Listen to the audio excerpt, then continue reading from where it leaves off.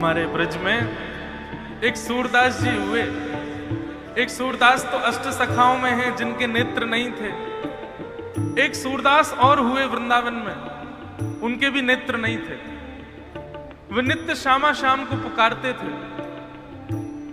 एक दिना उनकी भक्ति से प्रसन्न है कि ठाकुर जी प्रकट है गए और प्रकट है करके बोले, बाबा तुम्हारी भक्ति ते प्रसन्न है कि देखो मैं आ गए हो। बाबा बोले, लाला मैंने तो सो प्रार्थना करी कि अयो तो युगल के संग ही, युगल अइयो अकेले मत अइयो, श्री जी के सहित अइयो। तू अकेलो क्यों आयो लाला? श्री जी को संग क्यों नहीं लायो? बाबा को दिखाई तो देवे ना है।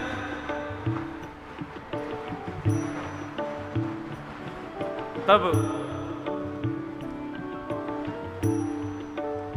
तुम अकेले आए हो, श्री जी को नहीं लाए। ठाकुर जी सोचने लगे कि या बाबा को दिखाई तो देवे ना, या कहा पता हो कि मैं अकेला आया हूं कि नहीं। बाबा अरे तो दिख ना रहे हो, मेरे बगल में श्री जी खड़ी हुई हैं, संग में श्री जी पधारी हैं। बाबा बोले, मोते झूठ मत बोले, मुझे पता है श्री जी नहीं आई हैं। ठाकुर जी बोले, तुम्हें कैसे पता श्री जी नहीं आई? बोले, क्योंकि लाला जब ते तू आयो अभी तक मैं आंधरो ही हूं। यदि श्री जी संग आई होती ना तो आते ही मुझको नेत्र प्रदान कर देती। वो तो इतनी कृपालु हैं, वो तो इतनी दयालु हैं कि इतनो भी विलंब नहीं करती, इतनो विचार नहीं करती कि या बाबा के नेत्र नहीं है। तू श्री जी को अभी बुला। ठाकुर जी ने श्री जी को स्मरण किया और जैसे ही श्री जी प्रकट भई, प्रकट हेते ही सामने देखो एक आंधरे बाबा बैठे हैं। आते ही बातचीत बाद में सब, पहले उनको नेत्र प्रदान कर दिए। नेत्र मिलते ही बाबा ने देखे। बाबा बोले, लाला तू निरंतर श्री जी के संग रहवे, लेकिन फिर वो श्री जी की कृपा को अनुभव नहीं कर पाए हो। हमारी लाडली जी तो इतनी दयालु है, इतनी कृपालु। मोहे तो भरोसा है तेरो रे किशोरी राधे। मोहे तो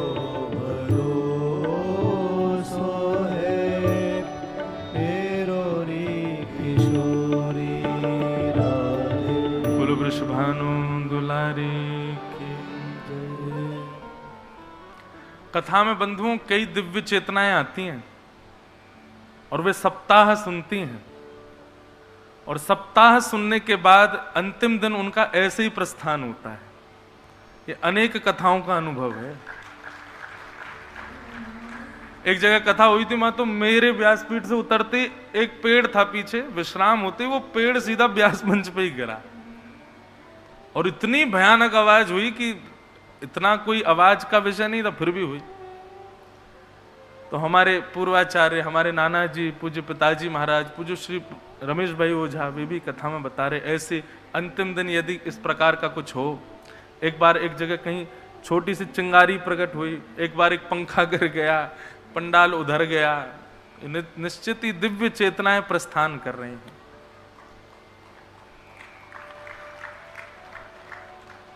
और देखो श्री जी को नाम लेते ही प्रस्थान कियो है। अधोगति सदगति को प्राप्त भयो होगो। तो श्री जी के दर्शन भये, कुरुक्षेत्र में सबको मिलन भयो। इस प्रकार कथाक्रम सुनाया। आगे बंधुओं भगवान के परम सखा श्री सुदामा जी की कथा आती है। हम लोग थोड़ा विस्तार से इसको श्रवण करके फिर कथा विश्राम देंगे। कि कृष्णस्यासीत् सखा कश्चित् ब्राह्मणो ब्रह्मवित्तम विरक्त इंद्रियार्थेषु प्रशांतात्मा जितेंद्रिय। श्रीमद् भागवत में दो नाम स्पष्ट नहीं है। एक तो हमारी श्यामा जी को नाम स्पष्ट नहीं है, दूसरा सुदामा जी का नाम स्पष्ट नहीं है। श्रीमद् भागवत जी में सुदामा जी का नाम भी सखा कहकर के कहा। भगवान के एक सखा, भगवान के एक विप्र सखा। सुदामा शब्द का उच्चारण भागवत में नहीं है, शब्द ही नहीं है सुदामा। ये तो रसिक जनों ने नाम रख दिया सुदामा जी का।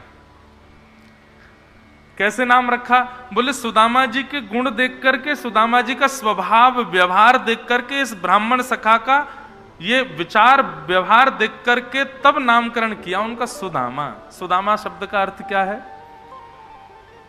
सुंदर दाम का जो अधिपति है उसको सुदामा कहते हैं, सुंदर धन का जो मालिक है उसको सुदामा कहते हैं। सुदामा जी से किसी ने पूछा कि भैया सुदामा जी पे धन तो है नहीं, फिर उनका नाम सुदामा क्यों रखा? बोले सबसे बढ़िया धन जो है, जो खर्च करते जाओ फिर वो खत्म ना हो, ऐसा हरिनाम को जो धन जाके पास है वही है सुदामा। कितनों बांटो कितनों दो फिर भी कभी खत्म ना हो गए, ऐसे धन के जो स्वामी हैं उनका नाम सुदामा। बहुत ध्यान से सुनना कि कृष्णस्यासीत् सखा कश्चित् ब्राह्मणो ब्रह्मवित्तमः विरक्त इंद्रियार्थेषु प्रशांतात्मा जितेंद्रिय। सदा बंधुओं ठाकुर जी के दास सखा यही बनवे को विचार करो, भक्त बनने का भी विचार नहीं। भक्त में भी एक संबंध होना चाहिए ठाकुर जी के प्रति, या तो दास का हो, सेवक का हो, नहीं तो सखा का हो। नवदा भक्ति में 9 भक्ति के प्रकार बताए गए। श्रवणम कीर्तनम विष्णु स्मरणम पाद सेवनम अर्चनम वंदनम दास्यम सख्य आत्मनिवेदनम। इन नवदा भक्ति में सब भक्ति आपके हाथ में है, बस 2 भक्ति ठाकुर जी के हाथ में है। नवदा भक्ति में प्रत्येक भक्ति आपके क्रिया से संभव है, पर 2 भक्ति तब तक नहीं मिलेंगी जब तक ठाकुर जी की इच्छा नहीं होगी। पहली पाद सेवनम चरण सेवा, और दूसरी सख्य। ये सख्य भाव जब तक ठाकुर जी का आपके प्रति नहीं होगा ना, आप कितना भी उनको सखा बोलते रहो, सखा मानेंगे नहीं वो। और ठाकुर जी मित्र नहीं बनाते, सखा ही बनाते। सखा को मतलब क्या है? संग खावे, संग रहवे, संग सोवे, संग ही सब लीला करे, वो सखा।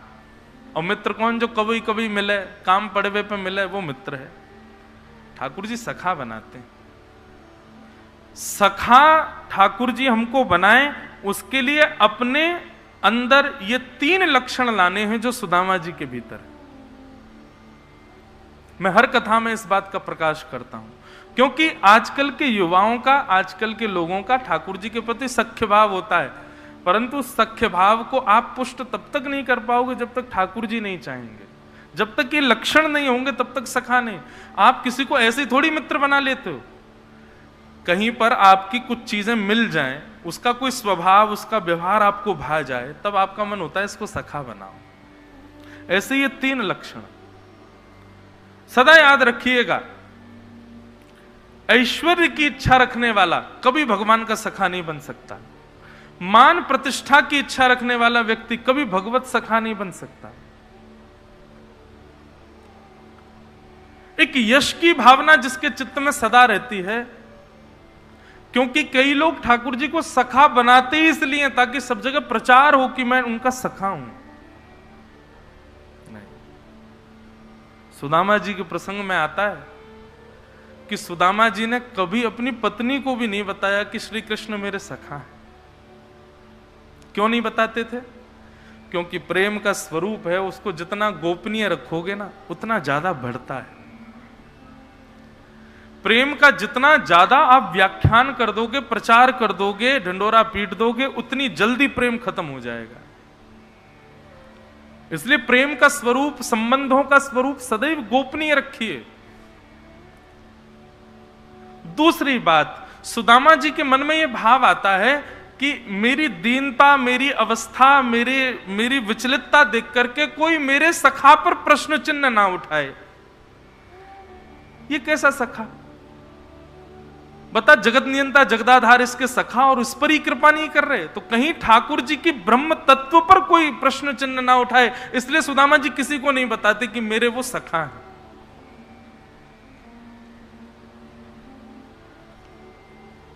एक अपनी बात है, नहीं बोलनी चाहिए पर कह दूं, हमारे पूज्य पिताजी महाराज के पूज्य पिताजी मेरे दादाजी,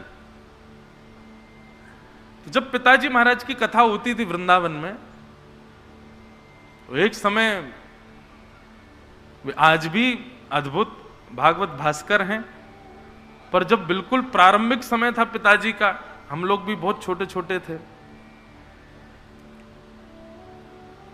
पूरा वृंदावन लगभग कथा सुनने जाता था पिताजी की। तो हमारे दादाजी वो आते और आकर के जहां पीछे सब अपनी पादुकाएं उतार देते ना, वहां आके बैठ जाते। क्यों? क्योंकि हमारे दादाजी बड़े सरल और दीन भाव में रहते थे, बहुत दैन्य भाव में रहते थे। तो उनको ये लगता था मेरे वस्त्र देख करके, मेरी साधारण सी धोती देख करके, मेरे सामान्य रूप को देख करके कोई ये प्रश्न ना कि ये ठाकुर जी के पिताजी हैं, ये ठाकुर जी के पिताजी हैं। तो इसलिए वो उसका प्रचार नहीं करते थे कि मेरे ये पुत्र हैं, बस चुपचाप बैठ के सुनते रहते थे। कभी कभी लाइन में भी लगते, धक्का भी पड़ता, गिर भी जाते बेचारे, लेकिन कभी नहीं प्रचार करते। तो प्रेम का ये स्वरूप होता है, दो भावों से अपने संबंध को गोपनीय रखा श्री सुदामा जी ने। पहला भाव तो प्रेम गोपनीय हो उतना बढ़ता है। दूसरा भाव, कहीं मेरी दीनता पर, मेरी दीनता को देख करके कोई ठाकुर जी पर प्रश्न ना उठावे।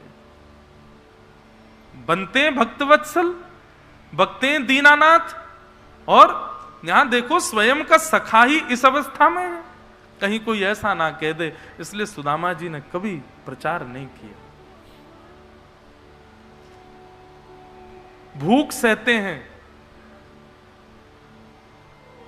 टीकाकार वर्णन करते हैं कि श्री सुदामा जी महाराज नित्य घर आते और घर आकर के उनके छोटे छोटे बालक रोते, पिताजी 3 दिन हो गए कुछ पाया नहीं, आज बहुत जोर की भूख लगी है। तो सुदामा जी जाते रसोई घर में आदि सब देखते, कुछ सामग्री मिल जाए, नहीं दिखती सुदामा जी को, तो सुदामा जी बाहर जाते और बाहर से ऐसे पत्थर लेके आते जो थोड़े आलू जैसे दिखते हों, और उन पत्थरों को लाके बच्चों को दिखाते, देखो आज हम आलू लेके आए हैं, बढ़िया इनको उबालेंगे, उबाल के नरम हो जाएंगे ना, तो बढ़िया इसमें नमक और मिर्च डाल के फिर पाएंगे। तो बच्चे नाचने लग जाते सुदामा जी के कि आज हमको आलू पावे को मिलेगा। ये राधा रमण के सखा की स्थिति, इस स्थिति को सुनकर के कहीं भी प्रश्न मत उठाइएगा श्री राधा रमण जी पर, ठाकुर जी पर, द्वारिकाधीश पर, बल्कि दीनता देखिएगा, सरलता देखिएगा श्री सुदामा जी की।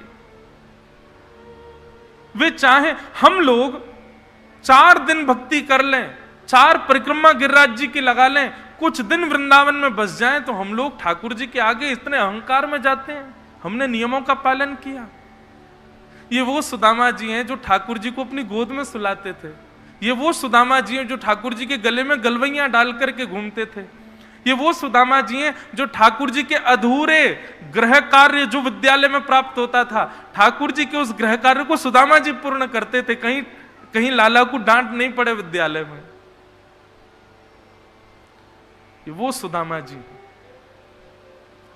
कभी भी अविश्वास नहीं हुआ श्री कृष्ण के प्रति, और ना ही कभी जिज्ञासा हुई कि मुझे कुछ प्राप्त हो।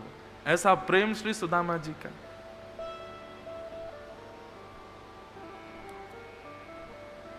आलू जैसे दिखने वाले उन पत्थरों को रख देते पतीले में जल भर के, और बच्चों से कहते देखो आलू पक रहे हैं, अब जब तक ये उबलेंगे, जब तक नरम होंगे, तब तक क्या करोगे? बोले क्या करें पिताजी? बोले आओ गोद में सर रखो, थोड़ी देर कृष्ण लीला सुनो, उसके बाद फिर हम लोग पाएंगे। कृष्ण लीला सुनाते सुनाते सुनाते सुनाते ऐसी मधुर वाणी में सुनाते श्री सुदामा जी कि सुनते सुनते थक हार के बालक सो जाते, और सुदामा जी बालकों को व्यवस्थित करके पतीले से उन आलूओं को वो पत्थरों को रख देते, जल को बाहर फेंके आते, एक कोने में बैठ करके ठाकुर जी का बड़ा अनुग्रह करते। बड़ी कृपा ठाकुर जी, आपका बड़ा अनुग्रह। सुशीला आकर के कहती, किस अनुग्रह की आप धन्यवाद करते हो ठाकुर जी को? हम लोग भूखे रहते हैं, हमारे पास अन्न नहीं होता, 4-4 दिन तक बालक हमारे भूखे प्यासे सोते हैं, और आप नित्य अनुग्रह करते हो ठाकुर जी का, नित्य धन्यवाद। किस बात का धन्यवाद करते हो आप? सुदामा जी कहते, अरे सुशीला, शास्त्रन में वर्णन है, जादना व्यक्ति निराहार होकर के एकादशी व्रत करे ना, बाकी के महीना के हर दिना में मानव ठाकुर जी को याद करे, लेकिन जादना निराहार है कि एकादशी को व्रत करे, वादना ठाकुर जी व वैष्णव को याद करें। पर मैं और तू कितने भाग्यशाली, दुनिया के लोग तो महीना में 2 बार एकादशी करें, पर मेरी तेरी तो हफ्ता हफ्ता भर की एकादशी, मतलब 1 हफ्ता तक ठाकुर जी हमको निराहार रख करके हमको स्मरण करें, हमारो स्मरण करें, श्री ठाकुर जी हमको याद करें। बंधुओं, ये वैष्णव का स्वरूप होता है, भगवत भक्त का स्वरूप होता है। वो अपने जीवन में घटने वाली प्रत्येक घटनाओं को सकारात्मक रूप से देख करके भगवत संबंधी बना देता है, कभी उसकी शिकायत ठाकुर जी से नहीं करता। जो भी हो रहा है सब लाल जी की कृपा है, इसमें कोई भलाई ही होगी, ऐसा भाव जान करके अपनी प्रत्येक स्थिति को स्वीकार करता है। ये वैष्णव का लक्षण है। सुदामा जी की इस दीन अवस्था को देख द्वारिकाधीश तो सब जानते हैं, बस द्वारिकाधीश प्रतीक्षा कर रहे थे कि सुदामा कभी कह दे, प्रचार करे कि श्री कृष्ण मेरे सखा हैं। पर ठाकुर जी ने देखा कि आज तक सुदामा ने कभी प्रचार नहीं किया, तो भगवान एक भिक्षुक का भेष धारण करके, द्वारिकाधीश एक भिक्षुक का भेष धारण करके सुदामा जी की नगरी में घूम रहे थे, और भ्रमण करते करते सुदामा जी के द्वार पर पहुंच गए। और सुदामा जी के द्वार पर जाकर के भिक्षाम देही माते भिक्षाम देही, द्वारिकाधीश कह रहे हैं। सुशीला अंदर से निकल करके आई, हाथ जोड़ करके बोली, महाराज मेरे घर में अपवित्रता है, सूतक सोवर के दिन चल रहे हैं, सूतक के दिन चल रहे हैं, अभी मेरे घर का अन्न आपके योग्य नहीं है, तो कृपा करके आप कहीं और से अपनी सामग्री ले लो। भगवान भिक्षुक के रूप में गए थे, सुशीला से कहने लगे, अरे तुम्हारे घर सूतक? अरे किस लिए?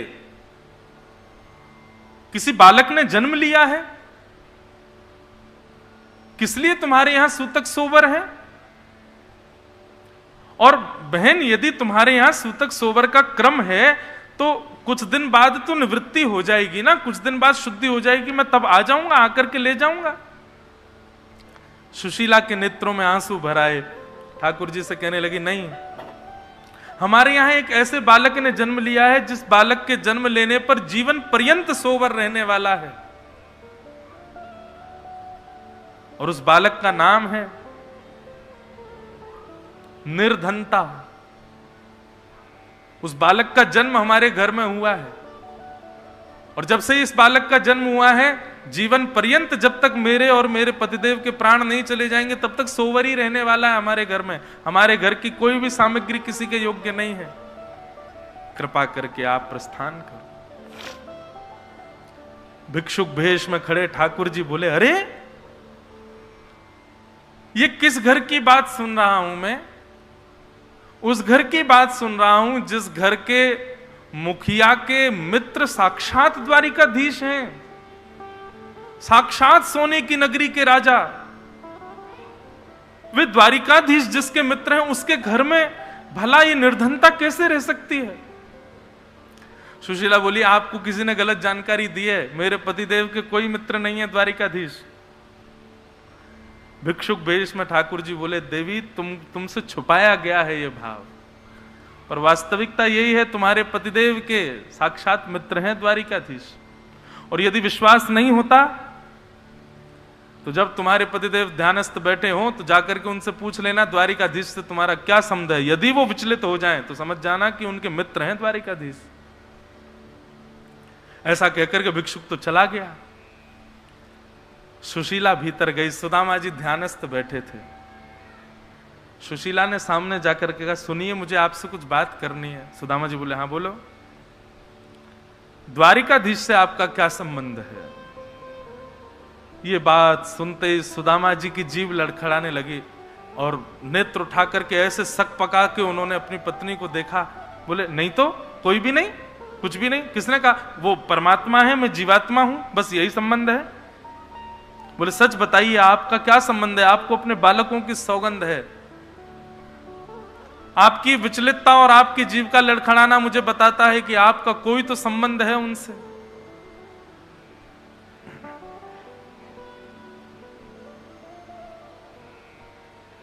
श्री सुदामा जी बताते हैं, सुशीला, बाल्यकाल में जब हम गुरुकुल पढ़ने के लिए सांदीपनी गुरुकुल गए थे, वहां एक नन्हा सा सांवला सा बालक था। उस बालक की रूप की कांति जब मैंने प्रथम बार देखी, तब से ही मुझे उससे प्रेम हो गया था। बड़ा चंचल, परंतु तन की कोमलता ऐसी कि बार बार मन करे कि इसका स्पर्श कर लें। उसके तन से एक अद्भुत सुगंधी आती थी, परंतु ऐसा चंचल बालक सायंकालीन होते ही गुरुकुल के कोने में विचलित होकर के बैठता था और वृंदावन को याद करता था। उस बालक का नाम है श्री कृष्ण। तब उसके हृदय को शांति पहुंचाने के लिए मैं उसको ब्रज लीलाएं सुनाता था, वृंदावन की लीलाएं सुनाता था। मेरे गोद में सर रख करके वो बालक सो जाता था। वही मेरा मित्र श्री कृष्ण है। गुरुकुल में हमारी मित्रता हुई। उसके अधूरे कामों को मैं पूर्ण करता था। उसके द्वारा कोई गलती हो जाती तो मैं उनको छुपाता था, कहीं गुरुदेव उसको दंड ना दे दें। ऐसा मेरा प्रिय मित्र, प्रिय सखा है श्री कृष्ण। परंतु आज ये जो स्थिति मेरी है, ये मेरा प्रारब्ध है। मैं इस प्रारब्ध के लिए किसको कोसूं? कहीं तुम या फिर कोई और व्यक्ति मुझसे जिज्ञासा ना करे कि जाओ द्वारिकाधीश से कुछ मांग करके लाओ। इसलिए मैं कभी इस बात का प्रकाश नहीं करता कि वो मेरे सखा है। देवी, मेरी तुमसे प्रार्थना करता हूं, आज मैंने प्रकाश तो किया है इस भाव का, लेकिन फिर भी मुझसे जिज्ञासा मत करना कि मैं द्वारिकाधीश से कुछ मांगने जाऊं। मेरे सखत्व को इतना ही रहने दो कि मैं उनसे प्रेम करूं। बंधुओं, ये द्वारिका नगरी जो सोने की है ना, ये सुदामा जी की भेंट है द्वारिकाधीश को। प्रसंग में कथा में सुनाता हूं कि भृगु ऋषि को भिक्षा देने से गुरुकुल में मना कर दिया गया। तब भृगु ऋषि ने दूर जाकर के अपनी दिव्य दृष्टि से देखा कि अंदर रसोई में 2 पोटलियां चने की रखी हैं, जो कि गुरु मां ने सुदामा और कृष्ण के लिए रखी हैं। अच्छा, एक ऋषि को देने से इनकार कर दिया बालकों को देने के लिए। मां, मैं श्राप देता हूं, जिन बालों के ममत्व में आकर के तुमने ये पोटलियां मुझे नहीं दी है ना, इन पोटलियों को जो खाएगा वो निर्धन हो जाएगा, लक्ष्मीहीन हो जाएगा, श्रीहीन हो जाएगा। और जब भृगु ऋषि ये श्राप दे रहे थे, तब नन्हे से सुदामा जी, छोटे से सुदामा जी वहीं एक झाड़ी के पीछे बैठ करके तुलसी तोड़ रहे थे। सुदामा जी ने जैसे ही सुना कि उन चनों को खाने वाला श्रीहीन हो जाएगा, नेत्र सजल हो गए। बोले, वो चने तो मैया ने मेरे और कृष्ण के लिए रखे हैं कि हम वन में जाएंगे तो जाकर के पालेंगे। मन में विचार करके सुदामा जी कहते हैं, आज अपने लाला को, आज अपने सखा को, मित्रता को उपहार देवे को समय आयो है। मैं जीवन भर श्रीहीन रह लूंगो, मेरो परिवार श्रीहीन रह लेगो, मेरो परिवार लक्ष्मी विहीन है लेगो। लक्ष्मी विहीन हैवे के बाद जो जो कष्ट हो मैं सब हम सह लेंगे, लेकिन हमारो लाला कभी दुखी ना रहे। और जब वन में गए कृष्ण सुदामा,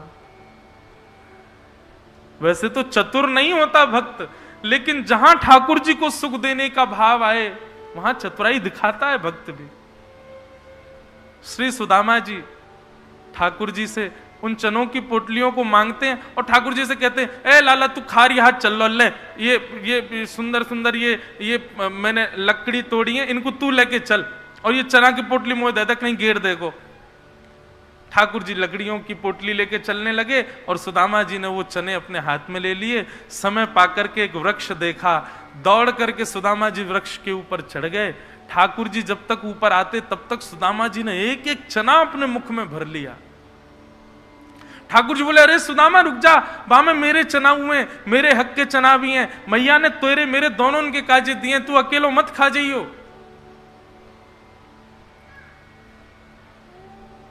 सुदामा जी के नेत्रन से आंसू निकल रहे हैं और प्रत्येक चने का भाव लेकर के सुदामा जी एक ही आशीष दे रहे हैं, लाला तू सदा प्रसन्न रहियो, लाला तू सदा सुखी रहियो, लाला तू सदा आनंद में रहियो, तो को कभी कोई कष्ट ना हो लाला, मेरे बट को भी जो सुख है ना वो भी तेरे जीवन में आ जाए लाला, तू सदा प्रसन्न रहिए। और हम लोग अपने आप को सखा मानते हैं ठाकुर जी का। एक रात्रि का हमसे सुख छीन लिया जाए ना, क्रोध में भर करके ठाकुर जी को सुनाने लग जाते हैं। अपनी अनुकूल अवस्थाओं के विपरीत यदि कोई घटना हमारे जीवन में घट जाए तो सबसे पहले अविश्वास ठाकुर जी के प्रति करते हैं। और यहां सुदामा जी, उन्होंने अपना संपूर्ण जीवन, और केवल अपना ही नहीं, अपने से संबंध रखने वाली अपनी पत्नी, अपने से संबंध रखने वाले फूल जैसे कोमल बालकों का जीवन भी न्योछावर कर दिया कि हमारो द्वारिकाधीश प्रसन्न रहे, हमारो लाला सुखी रहे, हमारो सखा प्रसन्न रहे। इसलिए मैं कहता हूं नवदा भक्ति में सख्य भक्ति हमारे अधिकार का विषय नहीं है बंधुओं, और इससे दूर ही रहें तो अच्छा है, हम नहीं कर सकते। ठाकुर जी के चित्त में एक क्षण के लिए तो भाव आया, सुदामा मेरे बट के चना खा गए हो, लेकिन वास्तव में सुदामा जी ने श्रीहीनता को अपनाया और अपने बट की जो लक्ष्मी थी वह भी ठाकुर जी को दे दी। आज द्वारिकाधीश यदि स्वर्ण की नगरी में बैठते हैं, द्वारिकाधीश की संतान 56 भोग पाती है। अरे द्वारिकाधीश का हमारो ब्रज को लाला भी नित्य 56 भोग यदि लगा रहा है ना, ऐसे थाट में बैठो है ना, ये सब भी सुदामा जी की देन है हमारे लाला को। सुदामा जी ने कृपा करके दियो है लाला को। ऐसे सखा श्री सुदामा जी को हम प्रणाम करते हैं।